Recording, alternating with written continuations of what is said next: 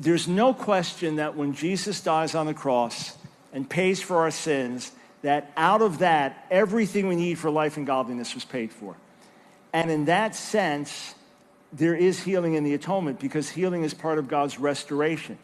I would look at it and say that healing has been made available to us through the cross, and it's fully available. In other words, I don't have to say, God, is it your will to heal?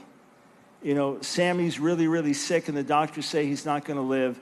Lord, is it your will to heal? My confidence is that it is his desire, it is his revealed will, and it's been paid for at the cross. In that sense, healing is in the atonement.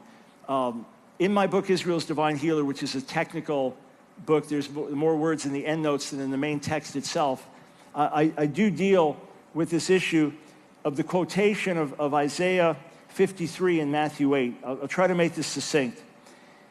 Matthew 8 says, verses 16 and 17, that I quoted in the first service, that when Jesus healed the sick, it was fulfilling what's written in Isaiah 53, he carried our sicknesses. So the way you find it, say, in the MacArthur Study Bible, which has a lot of value to it, the MacArthur Study Bible would say something like, during his earthly ministry, he carried our sicknesses. On the cross, he died for our sins.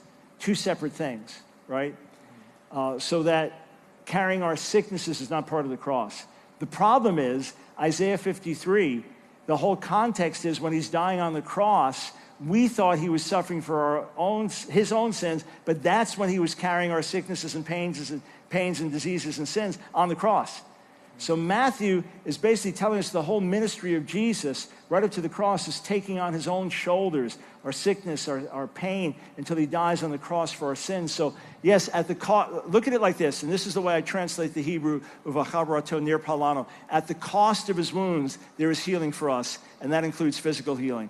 So I would go to God as if it was a promise.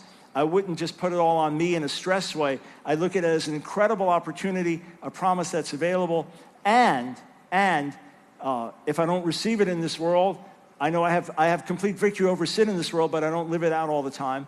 There are many promises. I look at that as something available, something that's promised. I want to take hold of it, but I understand we don't receive perfectly everything, all the benefits of the cross in this world.